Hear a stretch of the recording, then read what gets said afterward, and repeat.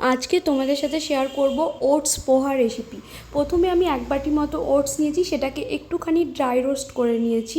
এটা করলে বেশ ভালো লাগে খেতে। আর এখানে সবজির মধ্যে আমি ফুলকপি, গাজর নিয়েছি আর আমন্ড নিয়েছি, একটুখানি ধনেপাতা। তোমরা তোমাদের ইচ্ছে মতো কিন্তু এখানে ভরপুর সবজি দিয়ে বানাতে পারো। কড়াইটা গরম হয়ে আসলে আমি 1 চামচেরও কম একটু ঘি নিয়েছি। ঘিটা একটু নাড়াচাড়া করে নিয়ে তার মধ্যে প্রথমে গাজরটা দিয়ে নিয়েছি, তারপরে দিয়ে নিয়েছি ফুলকপি। এবার একটু এটাকে ভাজা ভাজা করে নেব। পরিমাণ মতো দিয়েছি ঝাল আর নুন। এবার এটাকে একটু ভালো করে নাড়াচাড়া করে নেবো। খুব বেশি এটাকে ভাজতে হবে না, একটুখানি সতে করে নিলেই হবে। তারপরে ড্রাই রোস্ট করে রাখা ওটসটা দিয়ে নিয়েছি।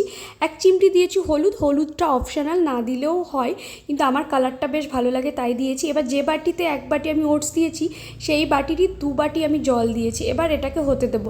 আমার একটুখানি না বেশি হয়ে গেছিলো, মোটামুটি ওই 5 মিনিট মতো লাগে। ওটস খুব তাড়াতাড়ি সেদ্ধ হয়ে যায়। তারপরে ধনিয়া পাতা দিয়ে একটুখানি নাড়াচাড়া করে নিলেই কিন্তু ওটসের পোহা একেবারে রেডি। খুব চটজলদি হয়ে যায় এবং খুব হেলদি। এটা সকালের ব্রেকফাস্ট বা রাত্রের ডিনারে কিন্তু এটা তোমরা খেতেই পারো।